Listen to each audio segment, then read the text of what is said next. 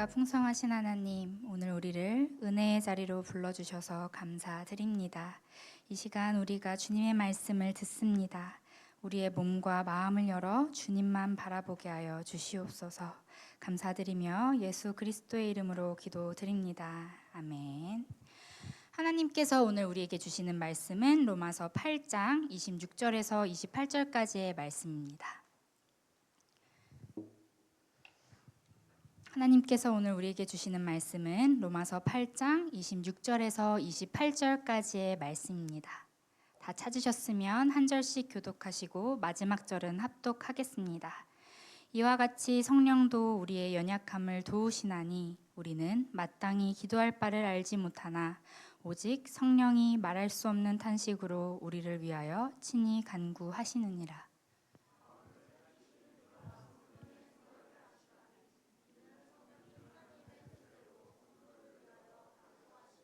함께 읽겠습니다. 우리가 알거니와 하나님을 사랑하는 자, 곧 그의 뜻대로 부르심을 입은 자들에게는 모든 것이 합력하여 선을 이루느니라. 아멘. 오랜만에 퀴즈로 말씀을 시작해 보려고 합니다. 여러분들이 생각하시기에 신앙생활에 있어서 꼭 필요한 3가지만 꼽으라면 어떤 것을 말씀하시겠습니까? 딱 3가지. 예배, 찬양, 기도. 한 개 더 나왔는데 미음으로 시작하는 말씀. 맞아요. 보통 저희들은 이렇게 신앙생활에 가장 필요한 것이 무엇인가 라고 했을 때 보통 말씀, 기도, 찬양 이 3가지를 떠올립니다. 그렇다면 여러분들은 이 중에서 가장 하기가 어려운 것이 무엇이라고 생각하십니까? 찬양, 말씀, 기도 중에 어떤 것이 하기에 가장 어렵습니까? 다 너무 쉬우시군요. 저만 어려운 거였어요. 성경도 제가 생각했어요. 여러분들은 아니시겠지만 제가 생각했을 때는 매일 하는 성경 통독도 쉽지 않고 찬양도 마음이 힘들면 저는 잘 나오지가 않더라고요. 그리고 기도도 역시나 쉽지가 않습니다. 그 어떤 것도 쉽다라고 분명하게 말을 할 수는 없지만 그 중에서도 저에게 가장 어려운 것은 바로 기도입니다. 이상한 것은 기도는 하면 할수록 더 쉬워지고 늘 것 같은데 늘기는 하더라도 더 쉬워지는 것이 아니라 신앙이 깊어질수록 그리고 신앙의 길이가 길면 길어질수록 더 어려워진다는 사실입니다. 처음에는 그냥 나의 마음에 있던 말들을 하나님께 막 쏟아내는 기도였는데 신앙이 자라면서부터는 내가 이렇게 기도하는 것이 맞는 건가? 나의 기도의 방향성이 맞나? 이런 질문이 생기고는 합니다. 그리고 때로는 나의 기도가 혹시 나의 고집과 나의 욕심, 나의 중심으로 가득한 건 아닌지 돌아보게도 됩니다. 그래서 기도에 관한 수많은 강의와 책, 설교들이 있음에도 기도는 여전히 너무나도 어렵습니다. 그렇다면 저는 왜 이렇게 기도를 어려워할 수밖에 없을까요? 오늘 본문은 그 이유를 분명히 보여줍니다. 26절 상반절입니다.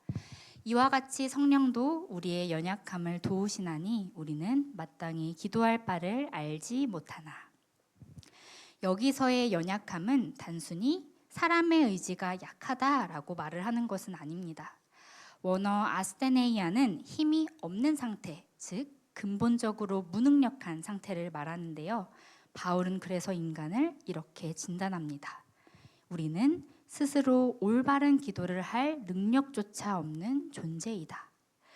주석가 바클레이는 우리가 기도하기 어려운 이유를 아주 현실적으로 설명해 줍니다. 우리는 영적으로 무지하기 때문에 미래를 알 수가 없고 지금 내 상황에서 무엇이 가장 나에게 유익한 것인지를 판단할 수가 없으며 하나님의 전체 계획을 전혀 알 수 없기 때문이라는 것입니다. 우리는 하나님의 그 크신 뜻과 섭리를 부분적으로만 바라보기 때문에 눈앞의 상황만을 보며 흔들립니다. 어떤 날은 믿음으로 열심히 기도하지만 또 어떤 날은 두려움으로 기도하기도 하고 어떤 날은 하나님의 뜻을 구하기도 하지만 어떤 날은 나의 욕심만을 쏟아놓기도 합니다. 그런 우리에게 바울은 우리는 원래 그런 존재다라고 말을 하고 있는 것입니다. 하지만 우리가 이렇게 연약한 존재라고 해서 낙심할 필요는 없습니다. 26절 하반절을 보겠습니다. 오직 성령이 말할 수 없는 탄식으로 우리를 위하여 친히 간구하시느니라. 우리가 낙심하지 않아도 되는 이유는 우리가 기도하지 못하는 그 자리에서 성령님이 기도를 시작하시기 때문입니다. 정말 놀랍지 않습니까? 우리가 하나님께 어떻게 기도해야 할지를 알지 못하고 기도도 할 수 없는 그 무능력한 상황 가운데서 성령은 그 무능력을 통해 역사하신다는 것입니다.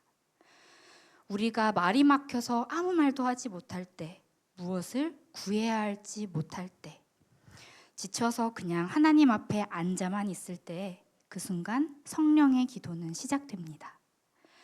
성령님이 우리를 위해 기도하는 방식은 말할 수 없는 탄식인데요.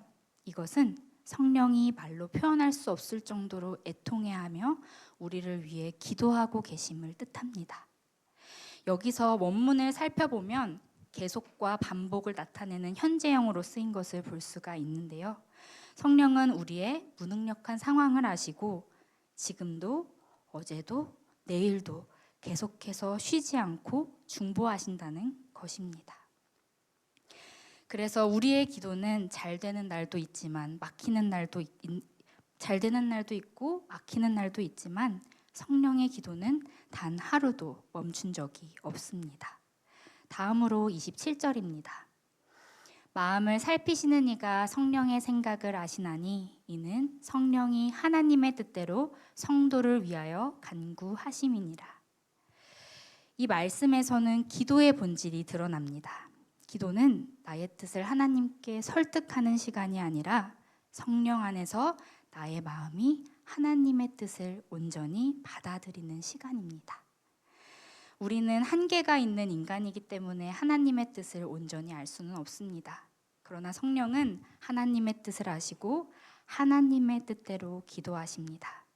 그리고 하나님께서는 그 기도를 기쁘게 받으십니다. 여기서 하나님이 성령의 생각을 아신다라고 말을 하는데 이 말은 단순히 하나님께서 어떤 정보를 단지 인지한다라는 것을 넘어 이해하시고 인정하시고 받아들이신다는 의미까지 포함합니다. 이제 마지막 절입니다. 28절을 볼 텐데요. 마음을 살피시는 이가 성령의 생각을 아시나니 이는 성령이 하나님의 뜻대로 성도를 위하여 간구하심이니라. 이 구절은 앞에 26절과 27절에서 말한 성령의 중보가 우리의 실제 삶 속에서 어떠한 열매를 맺는지를 보여주고 있습니다. 우리는 기도할 줄을 모르지만 성령은 하나님의 뜻대로 기도하십니다. 그래서 하나님은 그 기도를 통해 부르심을 받은 자들의 삶에서 모든 것을 엮어 하나의 선을 이루어 가십니다. 그런데 여기서 우리가 조심해야 할 게 있는데요. 이 말씀을 결국 모든 것은 다 잘 될 거야 라는 말로 단순하게 해석해서는 안 된다는 것입니다. 아마 어떤 분들은 이 말씀을 붙들고 기도했으니까 하나님께서 하시니까 조만간 나의 형편이 좋아질 거야. 나의 재정이 회복이 될 거야. 나의 이 힘든 문제가 곧바로 다 해결이 될 거야 라고 스스로를 위로할지도 모르겠습니다. 그런데 바울은 모든 일이 다 결과가 좋게 끝난다 라고 말을 하고 있지 않습니다. 바울은 모든 것이 협력하여 선을 이룬다 라고 말을 하고 있습니다. 여기에는 깊은 차이가 있습니다. 이 합력이라는 것은 오랜 시간과 과정이 들어 있습니다. 그리고 보이지 않는 하나님의 섭리의 손길이 들어 있습니다. 하나님은 우리의 삶에서 기쁜 일만 사용하시는 분은 아니시라는 걸 알고 계실 것입니다. 때로는 고난도 탄식도 심지어는 실패와 후회까지도 하나님의 손 안에서 하나로 엮으시며 결국 하나님의 선을 이루어 가십니다. 그래서 이 선은 우리가 생각하는 세상의 성공이나 또한 세상의 편안함으로 환원되지 않습니다. 로마서 8장의 큰 흐름 속에서 보았을 때 이 선은 궁극적으로 구원의 완성과 장차 나타날 영광을 향한 하나님을 향한 하나님의 궁극적인 목적입니다. 그래서 바울은 오늘 우리에게 이렇게 말하고 있는 것입니다. 너의 삶이 지금 혼란스러워도 너의 기도가 아직 미완성이라고 할지라도 성령님께서는 하나님의 뜻대로 탄식하며 기도하고 계시고 하나님은 너의 삶을 선을 향해 엮고 계신단다. 이제 설교를 맺도록 하겠습니다. 오늘 말씀에서 바울이 말하는 것은 분명합니다. 그것은 우리는 아주 연약한 존재라는 것입니다. 우리는 그래서 마땅히 기도할 바도 알지 못하고 나의 삶이 흔들리면 나의 기도가 흔들리기도 합니다. 그리고 나의 상황이 무너지면 나의 입을 떼기조차 어려울 때가 있습니다. 마치 말을 배우기 전의 아이처럼 하나님 앞에서 어떠한 말도 뱉을 수 없는 고통의 순간이 분명 있다는 것입니다. 그런데 바로 그 자리에서 성령님이 우리를 도우십니다. 우리가 말하지 못할 때 성령은 우리를 대신해서 간구하시고 우리가 방향을 잃을 때에 성령은 하나님의 뜻대로 기도하십니다. 우리가 무너질 때는 우리를 강하게 붙드시고 말할 수 없는 탄식으로 중보하십니다. 그리고 하나님께서는 그 성령님의 기도를 들으시고 우리의 삶을 선으로 엮어 나가십니다. 그러므로 우리가 해야 할 가장 중요한 일은 기도를 잘하려고 애쓰는 것이 아닙니다. 문장을 더 수려하게 만들거나 시간을 더 길게 채우는 것도 아닙니다. 오늘 우리가 해야 하는 것은 성령님께 나 자신을 온전히 맡겨드리는 것입니다. 그래서 오늘 우리의 기도는 이렇게 시작하면 좋겠습니다. 성령님, 저는 무엇을 구해야 할지 잘 모르겠습니다. 그러니 제 안에서 하나님의 뜻대로 기도해 주세요. 그리고 기도는 여기서 끝나지 않습니다. 성령이 우리 안에서 기도를 하신다면 그 기도는 우리의 삶을 하나님의 길로 이끄는 능력이 될 것입니다. 그러므로 우리는 불안이 몰려올수록 더 강하게 하나님을 붙들고 상황이 흔들릴수록 말씀 앞에 더 굳건히 서고 욕심이 커질수록 순종을 선택하면서 그리고 마지막으로 상처가 깊을수록 사랑을 포기하지 않는 사람으로 살아가야 합니다. 이 밤 우리의 삶을 선으로 엮어가실 하나님을 신뢰하며 성령님께 기도를 온전히 맡겨드리는 우리가 되기를 간절히 소망합니다. 기도하겠습니다. 사랑과 은혜가 풍성하신 하나님, 오늘 말씀 앞에서 우리의 자리를 다시 보게 해주셔서 감사드립니다. 우리는 연약하여 기도할 바도 알지 못하고 삶이 흔들릴 때 믿음도 함께 흔들리는 존재였음을 고백합니다. 그러나 그 무능력한 자리에서 말할 수 없는 탄식으로 우리를 위해 간구하시는 성령님을 믿습니다. 이제 우리의 서툰 기도를 내려놓고 성령께서 이끄시는 기도를 신뢰하며 나아가게 하여 주시옵소서. 우리의 생각이 아니라 주님의 뜻을 구하게 하시고 하나님의 선하신 계획을 바라보게 하여 주시옵소서. 이 밤 우리의 마음과 삶을 성령님께 온전히 맡겨드립니다. 예수 그리스도의 이름으로 기도드립니다. 아멘.